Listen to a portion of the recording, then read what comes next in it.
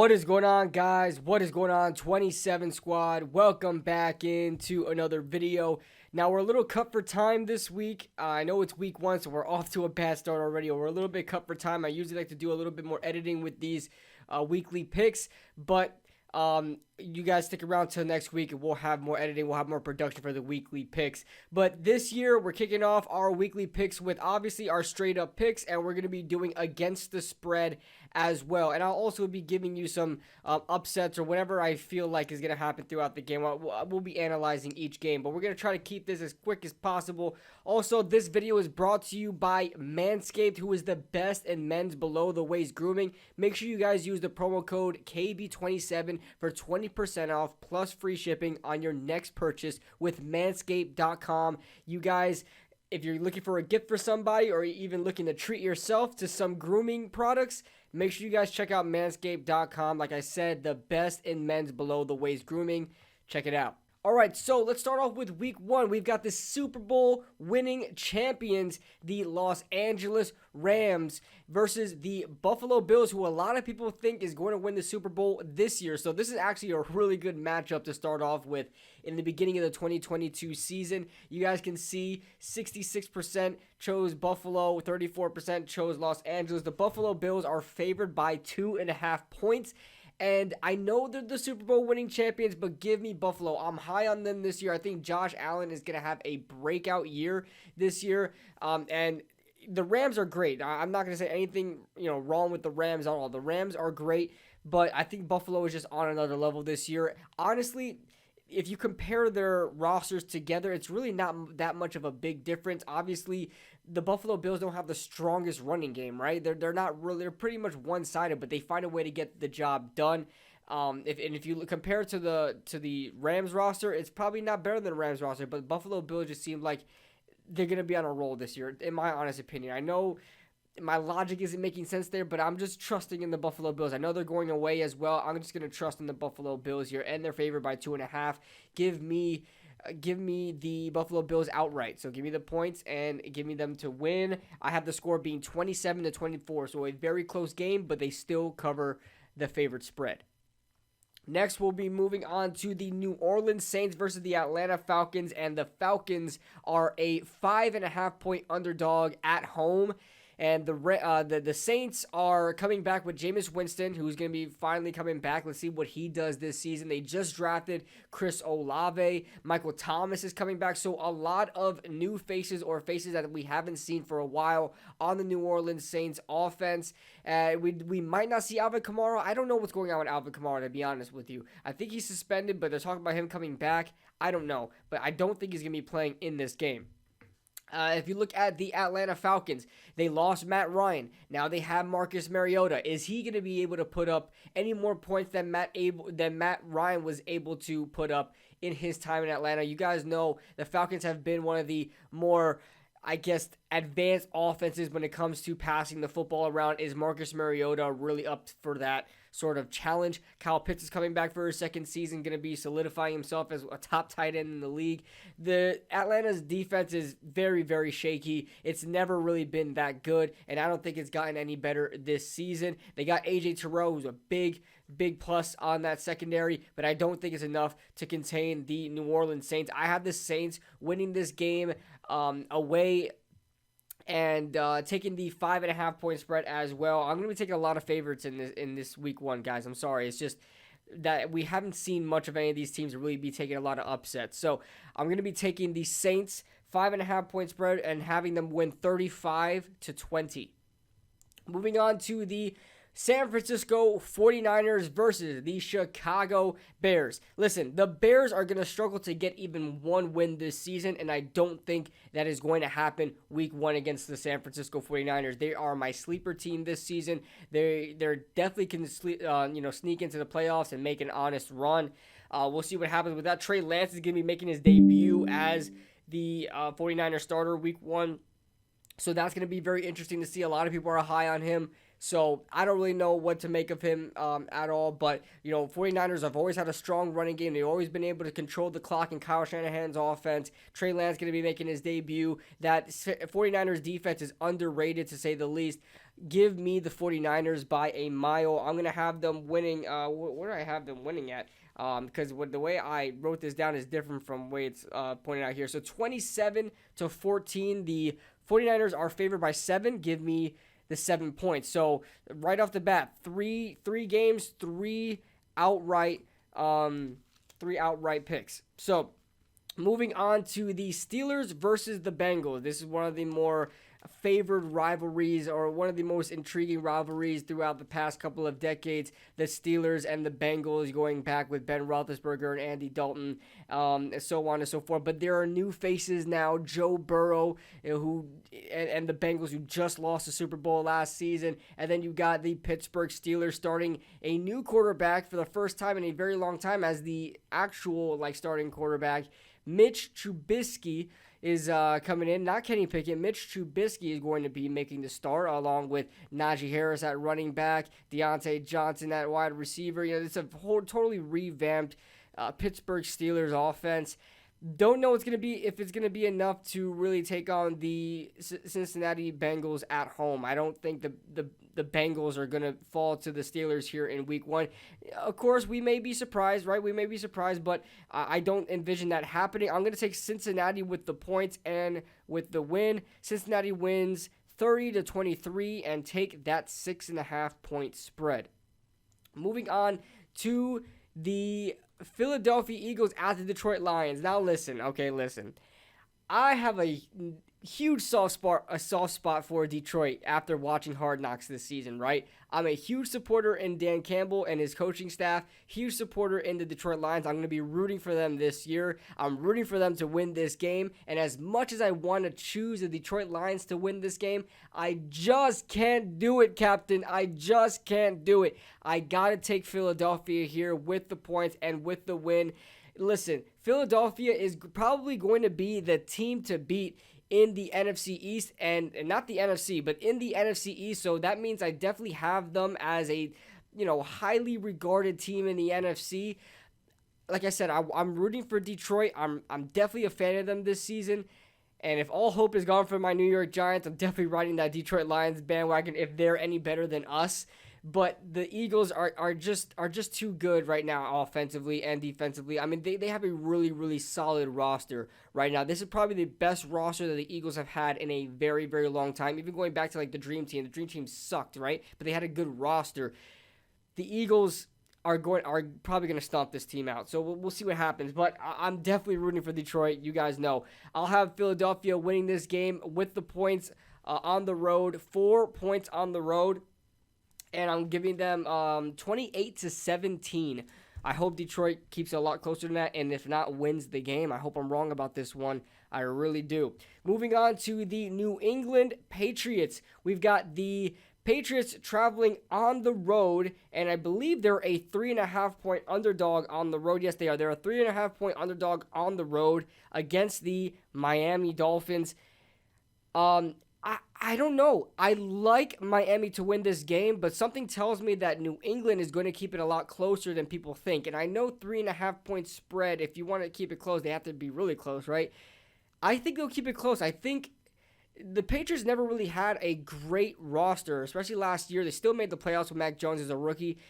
They never really had a great roster or even a great offense for that matter, but they were able to control the game. They were able to control the clock. They were able to move the ball efficiently down the field with Mac Jones as the game manager that he is. I mean, say what you want about a game manager, but he gets the job done. They have a decent amount of guys in the backfield to dump the ball off to. You're looking at Ramondre Stevenson, Damian Harris to run the rock. They definitely have something going there offensively. Not really quite sure about their wide receivers, and that's definitely going to be a challenge for the Miami Dolphins secondary. And listen, Miami has two of the best speedsters in the NFL with Tyreek Hill and Jalen Waddle. This is going to be tough, but give me the Miami Dolphins, but I like the New England Patriots to cover the 3.5 point spread. So I'm going to have Miami winning this game 24-21, and they'll be losing the spread to New England, who stays within the 3.5 point spread.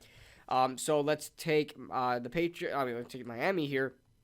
So let's go to the Baltimore Ravens versus the New York Jets. Now, I mean, who would have thought, right? Who would have thought Joe Flacco comes on and he's the backup quarterback for the New York Jets, and in the preseason, Zach Wilson goes down with an apparently it was supposed to be a serious knee injury, possibly a torn ACL, but thank God that's not the case. I really want to see what Zach Wilson does this season, but he goes down. He apparently is not ready to start week 1, but he's on the right track to be starting very, very soon, just not enough for week 1.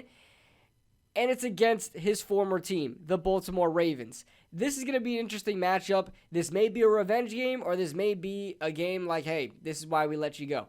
So Lamar Jackson going to be facing off against his former mentor, and that being Joe Flacco. We'll see what happens with this one. 3% chooses New York Jets. I guarantee you that is the few New York Jets fans who actually participated in this pick'em here. I don't envision anybody really picking the Jets to win this game. But Lamar Jackson coming back, and hopefully, he looks better under the offensive system that he's put in. Of course, a lot of people complain about the offensive system that Lamar Jackson has put in, so let's hope he overcomes that. I believe he got a couple of more weapons as well. I don't think they helped out. He doesn't have too much more weapons to work with. I know J.K. Dobbins may be coming back. I heard he's still limping in training camp, so see what happens with that. But I'm spending way too much time on this game. I think Baltimore is going to win this game and win this game convincingly on the road at MetLife Stadium. Give me the Baltimore Ravens plus the spread as well, -7, 27-13. This is going to be an easy one. Moving on to the Jacksonville Jaguars versus the newly named Washington Commanders, the Commies. Give me the Commies to get their win here in week 1. -2.5 for them. I honestly look out for Jacksonville. Not like on the season. I'm talking about just in this week. I mean, I don't believe in Jacksonville too much, but look out for Jacksonville this week. Against the Commanders. I'm not big on the Commanders. I'm not big on them at all. A lot of people always choose whatever they're named in the season, right? Whether they're named the Redskins or the Washington football team or the Commanders, whatever name they are, they're always picked to be some sort of dark horse in the season, some sort of team to look out for, and they always disappoint time and time again, year after year, season after season, and they're really only win the division. Like the past 2 times they've won a division was when the NFC East was at their lowest point, and they just happened to be not at their lowest point, which they usually are. So the Washington Commanders, you say what you want, they have a good defense on paper, they're going to suck, okay? Carson Wentz may be the best quarterback they had there in a while, since probably like RG3, and that's not even saying much. They're going to suck. So, he's going to suck. So, I don't really care too much about Washington. So, give me the Washington Commanders anyway, but like I said, look out for Jacksonville. They might pull off a sneaky win here on the road. Give me Washington. I believe the spread is at 2.5. It is at 2.5. Give me Washington 23-17. Moving on to the Carolina Panthers versus Cleveland Browns. This would have been a game that I would have went completely the other way with had Deshaun Watson not be a creep. So Baker Mayfield is now a Panther. He upgrades. It's a huge upgrade from Sam Darnold. Give me the Carolina Panthers to get a win here. Like I said, if this was Deshaun Watson, forget about who he is as a person, but as a player, Deshaun Watson is taking this game to the bank, especially with the I guess offensive weapons that Cleveland has, plus the defense. The defense is very good on paper. Cleveland's defense is very good. And this may be a struggle, even with, I don't know, Jacoby Brissett is starting for Cleveland right now. Even with Jacoby Brissett starting for Cleveland, this may be a tough task for Carolina to pull this out because of the Browns' defense. They might be very, very stingy in giving up points. And Baker Mayfield, this is his first game with a new team, and, we'll see what happens. So, and he was traded pretty late into the offseason, so don't know if he really has all that chemistry going with his weapons over there. And it's not like they have much to work with anyway besides CMC and DJ Moore. They really don't have anything else besides that. So, but give me Panthers narrowly getting the win here. I'll take them -2. I have them winning 20-17. Now moving on to the Houston Texans versus the Indianapolis Colts. The Texans are still the Texans. They haven't. I love their draft. Don't get me wrong. Their draft was phenomenal. I mean, a lot of people like it more. I mean, they lost John Mechie, which is not good, but he got diagnosed with something. So, I like their draft. I think they're trending in the right direction, but they were at the lowest of lows. I mean, I know they had a couple of good games, especially like week 1 where they beat Jacksonville, like almost put 50 points on them, I believe, or something like that. That was with Tyrod Taylor, who's now the backup for the Giants. I mean, they're headed in the right direction. They're just not there yet. And Indianapolis is one of the teams favored to make it out the NFC this year. If not the Buffalo Bills. So yeah. So give me the Colts to win this game. I have them winning 28-17, covering that 7-point spread. They are the favored by a whole 7 points in a rivalry game on the road. So you can tell how confident the bet makers are in Indianapolis. And quite frankly, I am too. Moving on to my team on the road to Tennessee. This is probably the worst week 1 matchup you could probably imagine for the New York Giants. This team is completely restarting from the ground up, and their defense is not where it should be. With new defensive coordinator who loves to blitz, that means there's going to be a lot of holes everywhere, and we have to face Derrick Henry, and that's just not a team you want to face week 1. He's going to wear you down, especially the team that's obviously shaking off the rust, getting to know each other, building chemistry, and you have to collectively try to stop Derrick Henry for 4 quarters. You're going to do it the first 2 quarters because Derrick Henry has like a 2.7 yards per carry in the first 2 quarters average or something like that. It's terrible. And Derrick Henry can't run in the first half. But in the second half, I mean, all hell breaks loose. So that's going to be a tough task. Daniel Jones, in what looks to be his final season as a New York Giant, starts his going away tour against the Tennessee Titans. This is going to be a tough one. And I do not envision my Giants beating the Titans. So I have the Titans at home, covering the spread of 5.5 and taking the win 31-17. Then moving on to another, I think this is game of the week, Green Bay Packers versus the Minnesota Vikings. I'll keep this short, sweet, and simple. I'm going to take the Green Bay Packers on the road, -1.5. 24-20 is a score. I don't like Minnesota this season. I liked them last season. They disappointed me, and I don't like them this season because of it. So, I mean, whatever, right? I don't think they had a fantastic draft. I don't think they did much in free agency either. Justin Jefferson is always a huge plus. Kirk Cousins is not a bad quarterback. Dalvin Cook will be okay in week 1. He'll be fantastic in week 1, and just down the stretch of things, we'll see what happens with his health. But besides that, I don't really care too much about Minnesota. I mean, they have a couple of good players that will play well in fantasy, and that's pretty much it. Give me Green Bay here, despite their wide receiver woes. Moving on to we're moving on to the Kansas City Chiefs versus the Arizona Cardinals. I'm really intrigued about this game. I've always liked Arizona. I've always liked Arizona, even going back to the Carson Palmer days. They were just never able to do anything. I've always liked Arizona. I know, say what you want about Cliff Kingsbury. Cliff Kingsbury is not highly praised by Kyler Murray either. So we'll see what happens with that. But I like Kyler Murray as well. I think Kansas City is going to struggle this season, to be honest with you. I think their dynasty, or what could have been a dynasty if they didn't lose that Super Bowl, I think their dynasty is slowly diminishing. You're seeing a lot of teams rise up in the AFC, and the AFC is an absolute powerhouse, don't get me wrong. And that's because of that. Because Kansas City is starting to trend down a little bit. You got like 3 other teams in that division, or 2 other teams really. The Raiders, but the Chargers and the Broncos look pretty damn good in their own division. Then you have to worry about teams like the Bengals, and then you have to worry about the Buffalo Bills. You got to worry about a lot of teams. The Chiefs, to me, just don't seem like one of those top teams that are going to compete, making it out of the AFC. They're going to make the playoffs. It's just I don't see them being great this season. They lost a lot. Tyreek Hill, Mecole Hardman. I mean, Mecole Hardman is there. They lost DeMarcus Robinson. They lost Byron Pringle. Byron Pringle had a lot of production for them. Travis Kelce isn't getting any younger. I believe he's like 32 years old. I mean, you would think he's a lot younger, but Their offensive line is not great. Patrick Mahomes pretty much doing it by himself again. They have no sense of a run game at all with Clyde Edwards-Helaire, who was an absolute bust.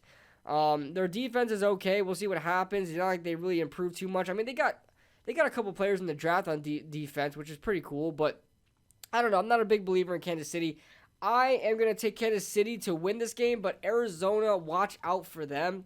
I'm going to take Arizona with the points. I think 6 is a little too much for Kansas City on the road. I'm going to take Arizona plus 6, but I'll have Arizona losing the game at home 27-23.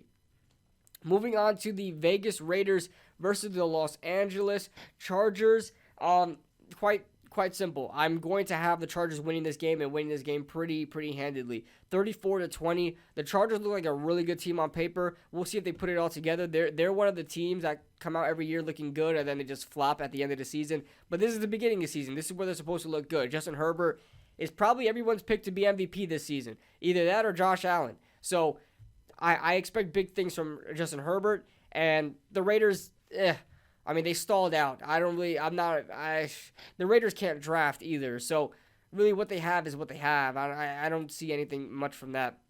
Devontae Adams is going to be great with Derek Carr. That chemistry is probably going to be really good, but it's not going to be enough for the Chargers. So the Chargers are going to win this game 34-20, like I said, and the Chargers cover that 3.5-point spread. The Buccaneers versus the Dallas Cowboys. This is a Week 1 matchup that happened last season that there's going to happen this season. I believe this is Sunday Night Football, or maybe it's Monday Night Football. I don't really know. But I'm going to have the Buccaneers winning this game 31-23, minus 2.5. Dallas is going to stink this season, in my opinion. I think Dallas is going to stink this season. I don't think they're going to be like terrible, but they're definitely not going to be anywhere where their fans say that they are. I apologize if you hear my dog barking in the background because he just likes to bark at anything outside. But yeah, I think the Buccaneers are still great. They're still one of the top teams that's going to make it out the NFC, and they're going to prove that in Week 1. Give me the Buccaneers. And we made it to the end. Denver versus Seattle. Give me Denver. So this is Russell Wilson's, I guess, comeback game. He's going on the road back to the Link. Or it's not even Century Link anymore, right? It's like Loom, something like that. I forgot what it's called. Some stupid name. But Seattle at home. Geno Smith starting. Russell Wilson going to the team that he demolished in the 2013 Super Bowl. I forgot that was Super Bowl 48? 48? Super Bowl 48 or Super Bowl 47? One of those. No, Super Bowl 48? I think it was 48. I could be wrong. I can't remember. But, yeah, he's going back to them. He's going back to the team that he demolished, to the Broncos. And this is going to be a game to watch, man. I'm happy that they put this as the last game in Week 1. Because I'm going to be looking forward to this one. I just want to see Russell Wilson just demolish them because he got disrespected so bad in Seattle. So, I'm looking forward to this one. Give me the Denver Broncos to demolish the Seattle Seahawks 35-17 and covering the 6.5-point spread. I think that Denver's going to be good this season, way better than Seattle will ever be. So, that being said, guys, let me know your thoughts in the comment section below. Leave a like if you guys enjoyed, subscribe if you guys are new, and I'll see you guys in the next video.